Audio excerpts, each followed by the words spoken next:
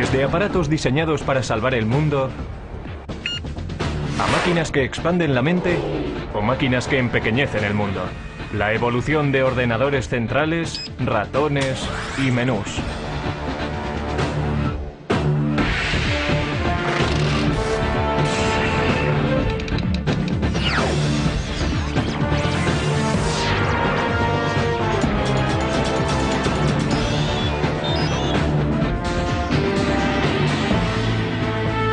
El ordenador ha revolucionado la manera en la que trabajamos, jugamos, viajamos y nos comunicamos. Afecta cada parte de nuestras vidas. Ya ha conseguido ayudar a ganar guerras, resolver problemas aparentemente irresolubles y nos ha lanzado al espacio. La era de los ordenadores no ha hecho más que empezar. Estamos todavía en la edad de piedra. A medida en que vayamos avanzando en el siglo, no habrá una distinción clara entre la inteligencia humana y la inteligencia de la máquina. La mayor parte de la gente hoy en día sabe qué es un ordenador personal e incluso algo sobre su manejo. En esencia existen dispositivos de entrada, como un ratón o un teclado, el cerebro de la máquina, es decir, la CPU o unidad central de procesamiento, y dispositivos de salida como el monitor o la impresora. Por dentro, el ordenador realiza su magia haciendo millones de pequeños cálculos por segundo. Básicamente sus circuitos electrónicos solo tienen dos opciones. Pueden ser conectados y desconectados. En código binario, un 1 representa encendido. Un 0 representa apagado. Por lo tanto, un 1 en binario también significa verdadero y 0 significa falso. Mediante estos valores obtenemos la lógica binaria, lo que permite al ordenador computar. El ordenador solamente conoce el código binario de unos y ceros y lo utiliza para hacer cálculos y transformar personas normales en autores, animadores y navegantes de la red. El ordenador crea su magia mediante la velocidad a la que puede calcular. Un PC medio realiza 100 millones de cálculos por segundo. Pero eso no es nada comparado con algunas de las máquinas industriales actuales. Estos son los laboratorios nacionales de Lawrence Livermore, hogar del ordenador más rápido del mundo. El Departamento de la Iniciativa Informática Estratégica Acelerada de la Energía, ASCII White. Para la creación de estas máquinas ASCII, tomamos la típica estación IBM que podrías comprar en cualquier sitio. Pusimos 8000 de estas juntas para crear un ordenador mucho más veloz que cualquier otro en el mercado. La máquina ASCII White hace 12 trillones de operaciones matemáticas por segundo. Y para echar eso abajo, la población de la Tierra supera por poco los 6.000 millones. Así que cada hombre, mujer y niño en la faz de la Tierra tendría que sumar 2000 números en un segundo para estar al nivel de esta máquina.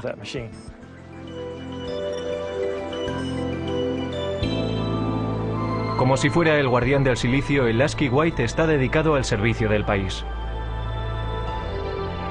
Los laboratorios nacionales Lawrence Livermore son responsables de cerciorarse de la seguridad y la actuación de las armas nucleares de la nación.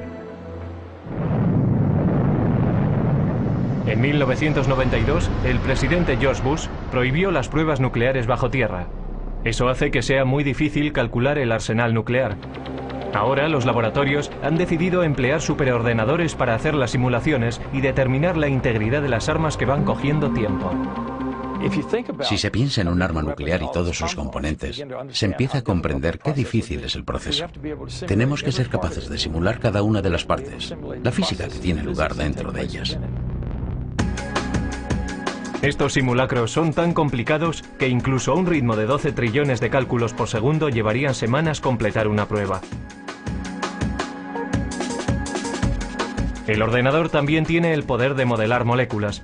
Esto ayuda a los científicos a diseñar experimentos antes de ir al laboratorio y entender cómo podrán ser los resultados. La manera más efectiva de obtener información del ordenador a la mente humana es mediante muestras visuales. Un enorme número de vídeos expositores de alta resolución convierte el infinito número de unos y ceros del ordenador en un increíble tapiz pixelado.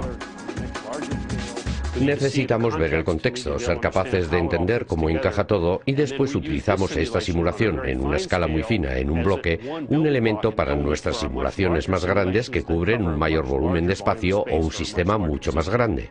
Sin estas paredes no seríamos capaces de entender este simulacro. Paradójicamente, mientras la tecnología va haciéndose más pequeña, los superordenadores como el White siguen ocupando todavía un gran espacio y una atención especial. Bien, estamos en la habitación eléctrica, que en realidad está al otro lado de la pared de la habitación del ordenador. Un ordenador de este tamaño necesita mucho material de apoyo. El ordenador ahora requiere aproximadamente 1,3 megavatios, eso es más o menos unas 1300 ohms. Requiere manipuladores de aire y refrigeradores. 3 refrigeradores de 675 toneladas impiden que el White se sobrecaliente haciendo circular agua fría a través de tuberías bajo el suelo. La máquina representa el esfuerzo coordinado de cientos de brillantes cerebros. Pero con la máquina ASCII podemos rastrear su origen hasta un hombre que no estaba demasiado preocupado por la seguridad nacional, pero tenía un gran interés en el ganado. Charles Babbage fue un científico británico que inventó el salvaganado para evitar que los trenes de vapor descarrilaran chocando contra bovinos desconcertados. También se le considera por muchos el padre del ordenador. Babbage fue un científico extraordinario. Quiero decir que fue fantástico. Se adelantó 100 años a su tiempo. No se puede decir de muchas personas, pero sí se puede decir sobre Babbage. A comienzos del siglo XIX, concibió la idea de ordenadores mecánicos. Es decir, ordenadores que iban a hacer más que calcular, que iban a poder guardar información, almacenar números y volver sobre ellos cuando lo necesitaran. E iba a poder imprimir las respuestas que ofrecía.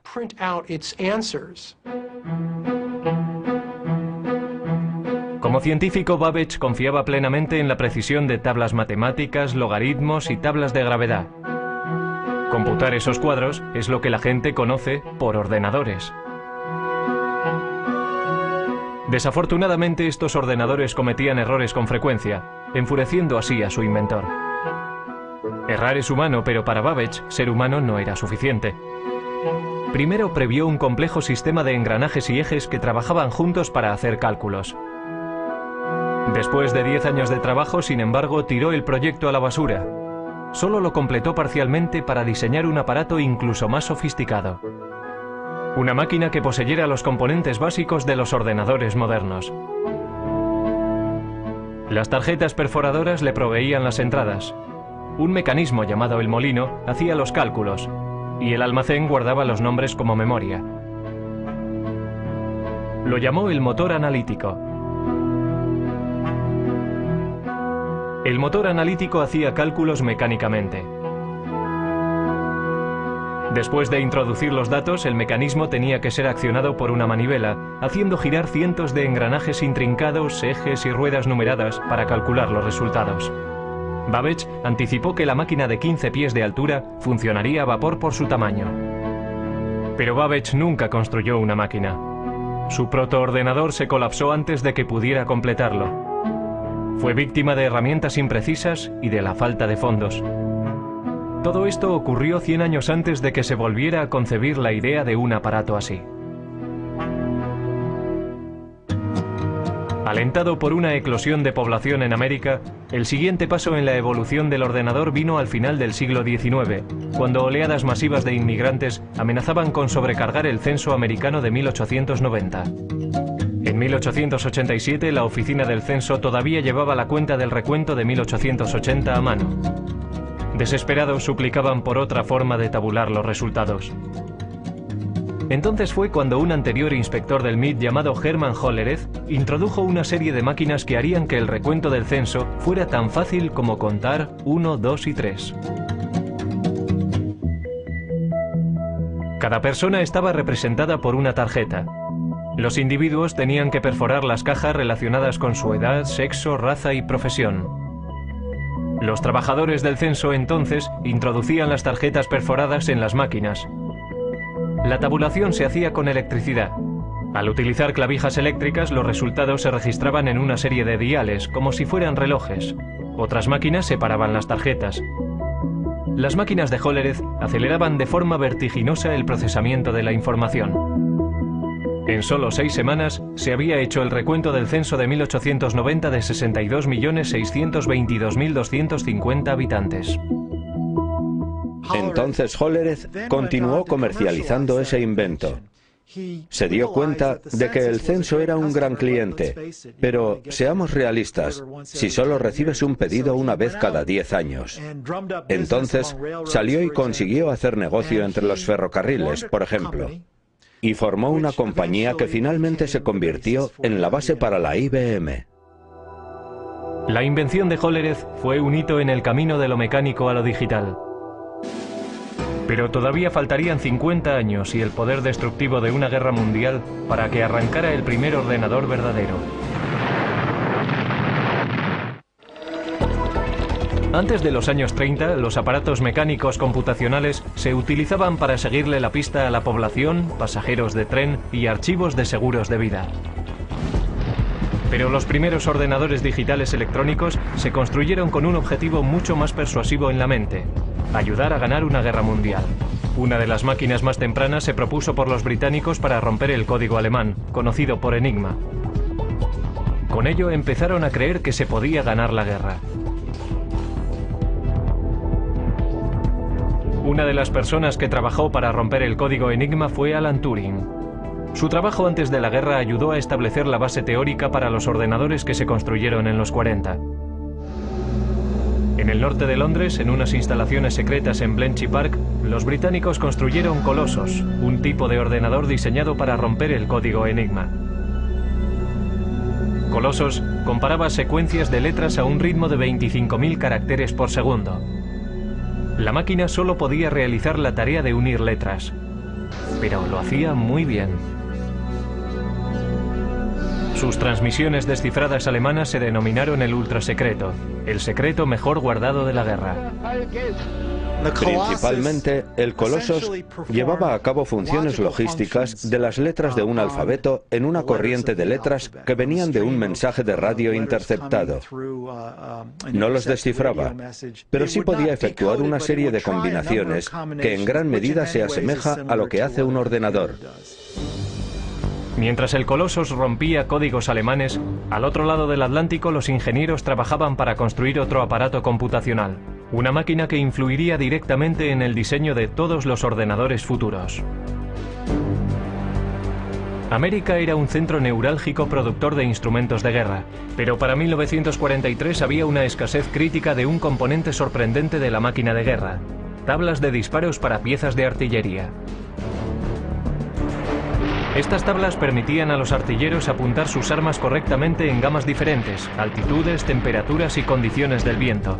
Los ordenadores humanos trabajaron frenéticamente para producir cálculos mecánicos para crear esas tablas, pero lo pasaron mal intentando estar a la altura. Durante la Segunda Guerra Mundial se producían muchas armas. Había que calcular muchas tablas de disparo. Era realmente un gran trabajo y estaba ralentizando la entrega de armas al frente. Para solucionar el problema, John Mauchly, un físico de la Universidad de Pensilvania, se propuso construir un ordenador gigante electrónico que podía calcular tablas de números en minutos, no horas. El ejército, desesperado por un aparato que les ayudara a ganar la guerra, de mala gana se centró en el coste propuesto de $500,000. Mauchly y un brillante estudiante de ingeniería eléctrica, Presper Eckert, empezaron a construir ENIAC, el integrador numérico, electrónico y ordenador. Mucho más grande que el Colossus, nunca se había concebido nada parecido a ENIAC.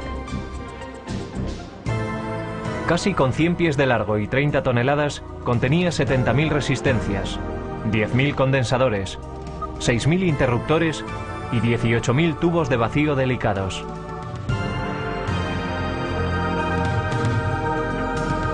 Los tubos funcionaban como bombillas. En una máquina cabían 18.000 tubos, por lo menos uno tenía que cambiarse cada pocos minutos. Después de 2 años de trabajo intenso, el equipo completó el ENIAC. 3 meses después, los japoneses se rindieron.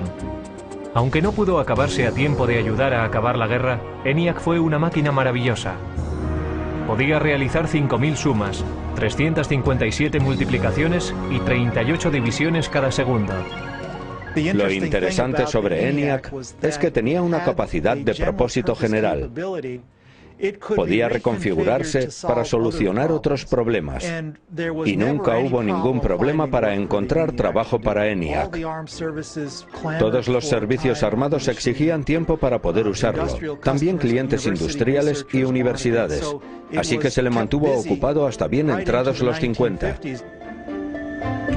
Pero a ENIAC, la máquina más compleja de su tiempo, todavía le faltaban muchas de las cualidades de un ordenador moderno. Su memoria era muy primitiva y solo podía almacenar un máximo de 20,10 números decimales. Tenía que recablearse laboriosamente cada vez que se programaba. Y no podía tomar decisiones lógicas basándose en sus cálculos. Pero ENIAC ya había demostrado que los ordenadores se podían construir.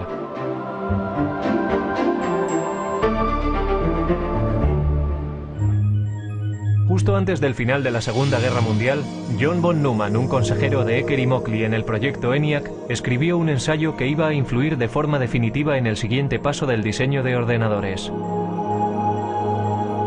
Von Neumann poseía una memoria fotográfica y era uno de los científicos principales enrolados en el proyecto Manhattan. El artículo de von Neumann delineaba la estructura de un ordenador moderno. El diseño comprendía una unidad de procesamiento y una unidad de control, memoria, entrada y salida. Pero lo más importante en la evolución de los ordenadores tendría su capacidad de programación internamente en su memoria. Internamente contenía programas para darle al ordenador su potencia y versatilidad, porque un programa interno puede modificar lo que hace, basándose en los datos o los resultados de las computaciones. El trabajo de von Neumann proponía una máquina que realmente poseyera una capacidad general de propósito. En su trabajo describió los atributos del ordenador, cómo tenía que organizarse de forma lógica. Esto es, necesitaba tener un procesador central donde los cálculos se pudieran llevar a cabo. Necesitaba una memoria donde los datos de programación pudieran ser almacenados. Y necesitaba tener una unidad de salida y una unidad de entrada de algún tipo. Trazó el plan lógico, el mapa para un ordenador, y señaló la dirección que había que tomar para el futuro. La idea para almacenar programas internamente era la última llave para desarrollar el verdadero ordenador con un propósito general. Pero si fue o no la idea de von Neumann es algo que se ha debatido con vehemencia recientemente. Ecker y Moseley, que habían trabajado con von Neumann, dijeron que habían formulado programas internos como parte rutinaria de su trabajo al construir ENIAC. Sin embargo, Ecker y Moseley no fueron incluidos como autores en el artículo y se sintieron traicionados. Pero al darse cuenta de que el ordenador encontraría un lugar en el mundo de los negocios, Ecker y Moseley formaron su propia compañía. Empezaron a trabajar en una máquina que llamaron UNIVAC, Ordenador Universal Automático. A diferencia de sus predecesores, UNIVAC era una máquina amable, diseñada para solucionar problemas científicos o militares. Podía diseñarse para satisfacer varios propósitos. El UNIVAC también constituía el primer ordenador en poder fabricarse en masa y venderse comercialmente. La máquina podía ser programada para toda una serie de tareas de procesamiento de datos como nóminas, inventarios y facturación. Unidades de cinta compactas y magnéticas almacenaban datos y los resultados se imprimían automáticamente. Todavía muy poca gente entendía qué grado de utilidad tendría un ordenador. Esa percepción cambió drásticamente en la noche electoral de 1952, cuando la CBS utilizó el UNIVAC para predecir el resultado de la carrera presidencial entre Eisenhower y Adelaide Stevenson. Los sondeos decían que la carrera presidencial estaba muy justa. El UNIVAC calculaba de otra forma. Los ingenieros introdujeron los resultados de los precintos seleccionados del este, antes de que cerraran los colegios electorales en el oeste. Los expertos pensaron que había sido una carrera muy apretada, pero el UNIVAC predijo una victoria electoral arrolladora para Eisenhower. Incluso la CBS no creyó lo que decía el ordenador y dudó en dar a conocer sus resultados. Pero al final el UNIVAC tenía razón. El poder y la utilidad del ordenador habían sido probados. Después del éxito del Univac, varias empresas empezaron a ver un futuro en el desarrollo de los ordenadores. IBM empezó a darse cuenta de que los ordenadores serían cada vez más pequeños, más baratos y más fáciles de manejar, y que habría un lugar en los negocios para estas máquinas que, desde luego, a la larga, sustituirían a la tecnología de las tarjetas perforadoras. Para comienzos de la década de los 60, IBM dominaba el gran mercado de los ordenadores. Los negocios empezaban a depender de los ordenadores. Las máquinas se iban haciendo cada vez más pequeñas, gracias al cambio de tecnología de tubo a los transistores, a la tecnología de los transistores. Y la carrera hacia la Luna iba a hacer que los ordenadores fueran aún más pequeños. En 1961, Norteamérica iba a la zaga de Rusia en la carrera por el espacio. En el incesante intento de ganar a los rusos, el objetivo de la NASA era que el hombre llegara a la Luna. No iba a resultar fácil. Cuando comencé a trabajar en la NASA en 1962, el primer día me dieron una regla de cálculo de 20 inch. Nuestros cálculos se hacían principalmente en calculadora de bolsillo. Teníamos un número de personas a las que asignábamos nuestras hojas de datos, y su trabajo consistía en trabajar con sus pequeños cálculos. Pero los astronautas no podían confiar en reglas o calculadoras de bolsillo en el espacio. La misión requería un ordenador guía sofisticado. A principios de la década de los 60, sin embargo, una máquina tan potente como la que necesitaban ocupaba toda una habitación. La NASA intentó reducir el tamaño del problema. Afortunadamente, el primer gran avance en el camino a la miniaturización ya había tenido lugar. En 1947, 3 científicos en los laboratorios Bell inventaron el transistor. Un transistor ejecutaba la misma función de encendido y apagado que los tubos de vacío, pero era mucho más pequeño y más fiable. Los transistores se hacían con silicio y cable diminuto. El silicio es un semiconductor. Si se aplica un voltaje pequeño, se comportará como conductor, permitiendo que pase una corriente entre los cables. Si no hay voltaje, actuará más como un aislante bloqueando la corriente. Esta característica del silicio es lo que permitió a los transistores hablar el lenguaje binario de los ordenadores. Y harían del silicio la base para la industria de estos. El siguiente paso en la miniaturización tuvo lugar en 1959, cuando Robert Noyce y Jack Kilby, ingenieros para fabricantes rivales de transistores, llegaron a los mismos avances de forma independiente y que conducían a la misma idea revolucionaria. Toda una red de componentes electrónicos, transistores y todo incorporado en un solo chip de silicio. La gran innovación en la electrónica se llamó el circuito integrado. En 1969, 5.000 circuitos integrados componían el corazón de cada uno de 2 ordenadores idénticos.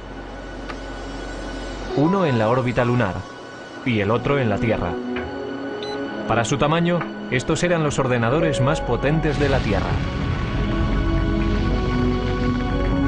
Mientras Neil Armstrong daba un pequeño paseo en el polvo lunar, Ted Hoff, un ingeniero con la compañía de chips Intel, estaba dando un gran paso en el proceso hacia la miniaturización. Estaba desarrollando una idea que pondría todo el ordenador en un chip de silicio, el microprocesador. Era la invención no solo de circuitos integrados, sino de un tipo particular de circuito integrado, el microprocesador, que hace posibles los ordenadores personales de hoy en día. A Hoff le habían encargado diseñar 12 circuitos integrados por separado para fabricar una calculadora japonesa. Sugirió colocar toda la unidad de proceso en un chip y programarlo como un ordenador. Intel desarrolló la idea y para 1970 tenían un modelo de microprocesador. Los ordenadores estaban en el camino para hacerse más pequeños. Sin embargo, todavía estaban muy lejos de ser fáciles de manejar. Uno de los primeros intentos de simplificar las operaciones del ordenador fue encabezado por Doug Engelbart. El científico concibió una manera sencilla de manejo e incluso mostró un prototipo en 1968 en la Conferencia de Otoño de Ordenadores de San Francisco.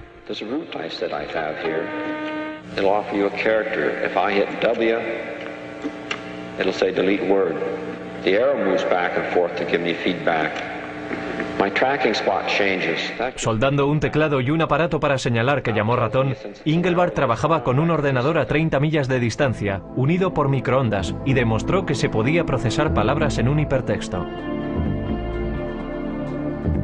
Muchos en aquella audiencia se fueron a casa realmente inspirados, pero solo un grupo iba a completar la visión de Engelbart. Ese grupo estaba a muy poca distancia, en Xerox PARC.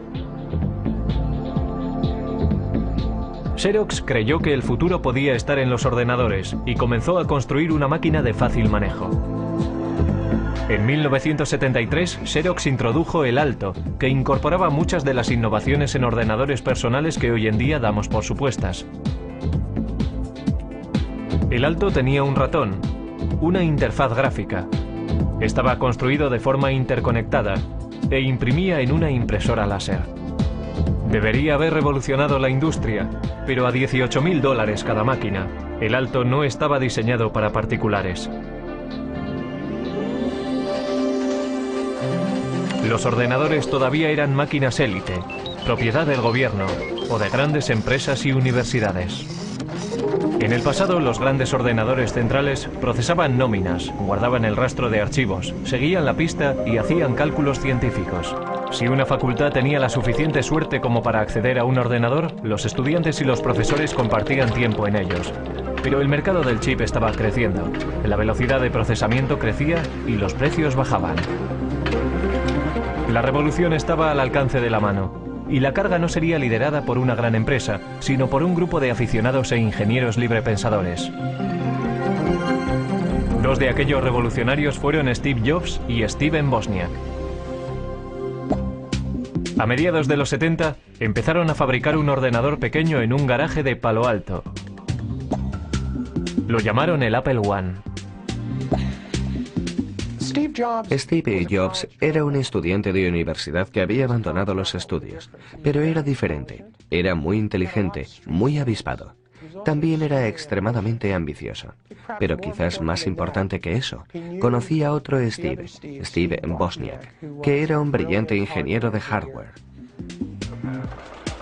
Al ir abaratándose los chips, algunos nada caros, empezaron a aparecer kits de ordenadores de automontaje. Uno de estos primeros kits apareció en la cubierta de Popular Electronics en 1975. Se llamaba el Altair. El Altair se planteó como el primer kit de mini ordenador para rivalizar con modelos comerciales. Muchas personas se interesaron en él a $400 cada kit. Estos primeros ordenadores, anteriores a los primeros Apple, eran en realidad para técnicos e ingenieros informáticos que tenían conocimiento de cómo conectar cables y conectar otros dispositivos y hacerlos trabajar. Así que pensé, compraré unos cuantos chips, un microprocesador y diseñaré mi propio ordenador. No fue que quisiera burlarme del mundo, era solo que quería hacer de este ordenador algo más personal que los interruptores que tienen posiciones arriba y abajo para introducir extraños números binarios. Steve Jobs vendió su Volkswagen y Steven Wozniak vendió su calculadora HP para financiar su empresa. En 1977 introdujeron el Apple II, un ordenador atractivo, independiente y un teclado. Con la adición de un monitor y un drive para un disquete, el aspecto de un ordenador personal empezaba a cobrar forma. El Apple II se estandarizó con 4 kilobytes de memoria y a un precio base de $1.200. Era mucho más barato que las máquinas industriales anteriores. El Apple II ayudó a convertir al PC en un aparato de fácil manejo. El comprador no tenía que pasar tiempo soldando las partes meticulosamente. La persona podía inmediatamente empezar a programar el ordenador o comprar software desarrollado por florecientes compañías de software. Con la esperanza de quitarle una parte de la cuota de mercado, en 1981 IBM introdujo su versión de un aparato ordenador personal, conocido simplemente por PC. Las ventas continuaron creciendo a principios de los 80. Pero antes de que el ordenador personal inundara todo el planeta, la máquina todavía había de simplificarse para el usuario, algo que cualquiera pudiera manejar.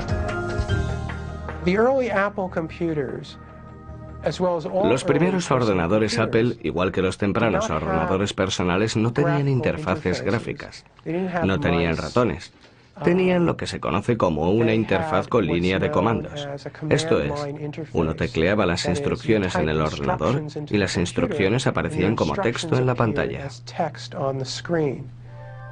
Inspirados por el trabajo llevado a cabo en Xerox PARC, Apple tomó muchas de las mejores características de los ordenadores de Palo Alto, como la interfaz gráfica y el ratón, los mejoró y fabricó una máquina al alcance del bolsillo. Apple introdujo el ordenador Macintosh en 1984. Lo que hizo que el Macintosh fuera un ordenador fácil de usar era su sistema operativo y sus aplicaciones, conocido como software. El software es la lista de instrucciones que le dicen al ordenador lo que tiene que hacer, si tiene que comportarse como un tratamiento de textos o como una hoja de cálculo. Cada vez más, el software dominaba los avances que se hacían en la informática. Y Bill Gates, el joven presidente de una compañía de software llamada Microsoft, estaba allí para capitalizarse en el mercado creciente. Finalmente se convertiría en un gran nombre conocido, apostando por su visión en un vasto imperio de software y convirtiéndose en el hombre más rico del mundo. De vuelta a 1981, IBM decidió utilizar el sistema operativo de Microsoft, conocido como PC-2. Mientras iban surgiendo los primeros clones de IBM en el mercado, Microsoft era libre para vender el sistema MS-2 para también rivalizar con las compañías de ordenadores. IBM no intentó aferrarse al software y al hardware y tenerlos en dos compañías diferentes. Era genial para Microsoft. Todo el mundo podía venir y construir un ordenador Intel y Microsoft tenía el sistema operativo. Así que lo que pasó fue que entrabas en una tienda en aquellos días y marca tras marca todos los ordenadores ya eran compatibles y de pronto veías un Macintosh. La imitación es la forma más sincera del halago, pero Apple no se sintió halagada cuando Microsoft introdujo su plataforma Windows para PC. Windows imitaba, algunos dicen que robó, la interfaz gráfica, descargó menús y todo lo que Apple había popularizado. Existe la idea de que Bill Gates vino a Apple y copió el aspecto gráfico y el uso que después condujeron a Windows, porque cualquiera, una vez visto, no hay que verlo durante mucho tiempo. Bueno, ya sabes, este es el futuro, y una vez cruzas la puerta, ya no hay vuelta atrás. La verdadera historia es que nosotros necesitábamos software y Gates tenía una empresa, Microsoft, que escribía software, así que tuvimos que enseñarle un ordenador y darle copias para que lo escribiera. No había otra manera, y no lo llamaría robar exactamente. Es como ser un oportunista y buscar en los lugares apropiados y negociar la manera como lo quieres. Incluso cuando otro lo inventó primero, es difícil llamarlo robar. Las ventas se dispararon en los 80. De 500.000 máquinas al año en 1981 a 7 millones para el final de la década. Máquinas fáciles de manejar y software más sofisticado que nunca excitó la imaginación general. Pero la revolución estaba muy lejos de haber acabado. Internet estaba destinado a alterar enormemente la vida de las personas. Pronto, todo el planeta estaría atrapado en una red de la que no se puede escapar. Lo siguiente, ver cómo tu casa queda conectada, la televisión, la tostadora, la cafetera y el microondas. En la década de los 90 las ventas de ordenadores se dispararon, llevadas por la red. Yo diría que Internet es más importante que los ordenadores personales, aunque necesitas un ordenador personal para utilizar Internet. Es como, ¿qué es más importante, las calles o los coches? La web nos conecta, pero no de forma tan restrictiva como antes. La tecnología sin cable nos hace móviles. Ya hay asistentes digitales y aplicaciones de la web que siguen cambiando el aspecto y el papel de los ordenadores. Los microprocesadores están en todas partes. La línea divisoria entre ordenadores, teléfonos móviles y otros productos electrónicos es muy difusa. Es el continuo empequeñecimiento de la tecnología del chip lo que está espoleando la evolución. Lo que tengo aquí es una unidad de fabricación de tecnología de silicio. Y este ejemplo concreto es una lámina de microprocesador de Pentium 3. Eso es más o menos de 8 inches de diámetro. Y tiene capacidad para 200 microprocesadores Pentium 3.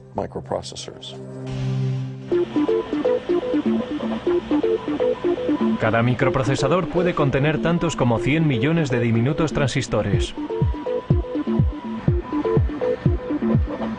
Los chips se fabrican mediante un proceso llamado fotolitografía. Los fabricantes de chips empiezan por ponerle a una lámina de silicio una capa de un material fotosensible. Los científicos entonces hacen una plantilla del diseño que quieren mediante el grabado en un metal fino con un rayo de electrón. Los rayos ultravioleta brillan a través de la plantilla y bajo el chip fotosensible, causando una reacción química y creando el sistema de circuitos. Un chip se fabrica colocando capa tras capa. Estos chips, que son básicamente microordenadores, están encontrando su lugar en aparatos inteligentes. Hay discretos ordenadores escondidos en los aparatos del día a día y hablan entre ellos vía web y mediante otras tecnologías sin cable. Resulta que todos estos aparatos, todas estas cosas que están en casa, y realmente tenemos unos 100 microprocesadores diferentes, se conectan a Internet. Todas se pueden conectar a una red en casa y permiten a las personas conectarse a todos los recursos que existen en Internet. Pero hablar a tus aplicaciones por teléfono no es una idea nueva. And this lady, she's calling her oven. Sound funny? Actually, it's something that could happen in the future, thanks to a Westinghouse idea still in development that makes it possible to operate your appliances by telephone. Probablemente llama o manda un mensaje. Hoy puede que no veamos la necesidad de llamar a nuestros hornos, pero ¿no estaría bien que nuestro frigorífico hiciera la compra? Vamos a ver qué tenemos para cenar esta noche. Traigo una lista de la compra. Estos son productos que ya sé que necesito. Productos que he consumido durante la semana. Y vamos a ver qué podríamos necesitar. Así que iremos al armario a ver qué es lo que tenemos allí. Tengo la mayoría de las cosas, pero estos dos ingredientes quiero añadirlos a mi lista de la compra. Así que hago clic aquí y se añadirán a mi lista de la compra. Así que ahora lo que puedo hacer es coger mi lista de la compra y o bien la descargo a un teléfono con base web y si hago clic la lista vendrá aquí. Puedo hacer también que vaya a un PDA. O lo que puedo hacer es mandarlo a streamline.com y hacer que me lo pidan y me traigan la comida a mi casa desde aquí. O sea que está viendo todas tus aplicaciones domésticas, desde tu coche a tu mejor equipo de televisión y videojuegos, a tus electrodomésticos, lavadoras, secadoras y frigoríficos. Todo conectado para que desde un browser se pueda operar la casa automatizada.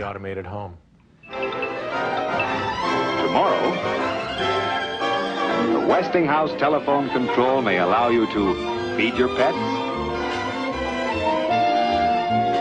open or close your windows, operate any of the appliances in your home, even if you're miles and miles and miles away. Si estás fuera de casa y viene alguien y toca la puerta cuando está conectada, alertará a mi teléfono. Entonces estoy fuera y desde mi teléfono puedo hacer varias cosas. Puedo llamar a mi casa, hablar con la persona, puedo descargar la imagen de quién es, puedo ver si es uno de mis hijos que se ha olvidado la llave, puedo ir más allá con mi teléfono porque puedo controlar la puerta y dejarles pasar. A continuación, ordenadores del futuro que disparan la mente. Dentro de 10 años los ordenadores no serán objetos que trasladamos de un sitio a otro. Estarán en nuestras gafas lanzando imágenes directamente a nuestra retina. Siguiendo una tendencia antigua en el mundo de los ordenadores, las cosas se están haciendo más pequeñas. Mucho más pequeñas. Hewlett-Packard está trabajando en un ordenador molecular. El Dr. Stan Williams planea utilizar moléculas en lugar de unos y ceros eléctricos para hacer funcionar un ordenador. Por supuesto que un interruptor es algo que puedes encender y apagar, así que si piensas en una pared de interruptores, la gente habla del mecanismo de apretar un botón que se llama flip-flop de conmutación. La manera en que las moléculas se modifican es simplemente mediante el cambio de forma. Cuando tienen una forma están encendidas, cuando tienen otra forma están apagadas. Una corriente eléctrica podría apretar el interruptor mecánico, convirtiéndolo en el mecanismo fundamental de la informática digital. Pero, ¿cómo se conecta todo? Trabajamos duramente en lo que se conoce en la comunidad científica como kits para montar uno mismo. En otras palabras, sabíamos que sería demasiado caro y muy difícil de construir cables diminutos del tamaño de moléculas usando las técnicas estándar de la litografía y el grabado. El Dr. Williams y sus asociados desarrollaron cables moleculares paralelos, cada uno de 2 átomos de lato y 8 átomos de ancho. Resulta que no planificaron ni redactaron estos cables. No les dijimos dónde tenían que ir en ningún caso. Esencialmente depositamos una pequeña cantidad de iridio en una superficie de silicio, lo calentamos y se produjo una reacción química entre los dos materiales. Y el resultado de la reacción química fue una serie de cables que ven detrás de mí. El Dr. Williams previó construir ordenadores moleculares mediante la retención de moléculas individuales entre 2 juegos de cables. Con este tipo de memoria molecular podríamos construir tanta memoria en cualquier cosa del tamaño de una uña. Podríamos almacenar fácilmente toda la biblioteca del Congreso en ella.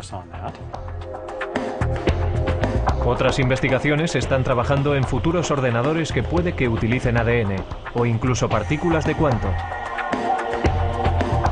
Con el almacenamiento masivo y el poder verdadero de la informática, la siguiente generación puede que sean ordenadores modelados según el cerebro humano. La inteligencia artificial en la ciencia y en el arte de fabricar ordenadores hace cosas que nosotros consideramos que requieren la inteligencia humana. Estamos desarrollando sistemas que pueden ser parejos o incluso superar a la mente humana dentro de nuestros dominios. Si se trata de jugar al ajedrez, diagnosticar una enfermedad, guiar misiles crucero a través de terrenos, tenemos un sistema que puede operar al nivel humano dentro del marco de estas tareas definidas. Lo que no tenemos todavía es sistemas que puedan entender el lenguaje humano con la flexibilidad de los humanos. Eso llegará. Alan Turing fue un arquitecto informático temprano que trabajó para desmontar el código Enigma durante la Segunda Guerra Mundial. En 1950 previó un tiempo en el que los ordenadores podrían ser capaces de pensar. Cuando el superordenador Deep Blue de IBM ganó al campeón del mundo de ajedrez Garry Kasparov, algunos perdieron el respeto al juego. Pero otros reconocieron que esto era un signo de que las máquinas inteligentes llegarían.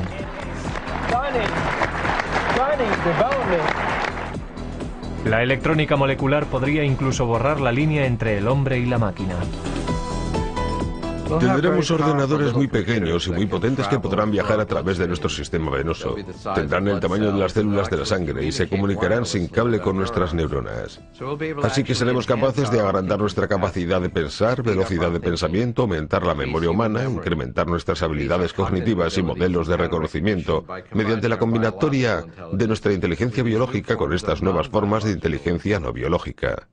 Los ordenadores capaces de pensamiento cognitivo alegran a unos y atemorizan a otros. Lo veo como algo derivado de la inteligencia humana. En muchos casos serán copias de la inteligencia humana y encarnarán nuestros valores. Quizá por eso estamos preocupados, porque sabemos que la naturaleza humana en sí misma es dual. Tenemos una parte muy creativa y también una muy destructiva, y la tecnología está multiplicando eso. La tecnología es un arma de doble filo, capaz de producir tanta destrucción masiva como abundancia sin precedentes. Pero mirando al pasado, puede que la sociedad sepa cómo dirigir el ordenador del futuro.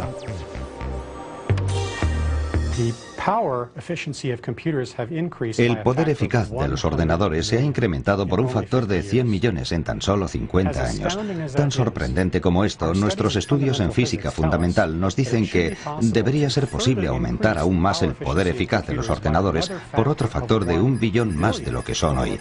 Lo que eso me dice es que la edad del ordenador no ha comenzado aún.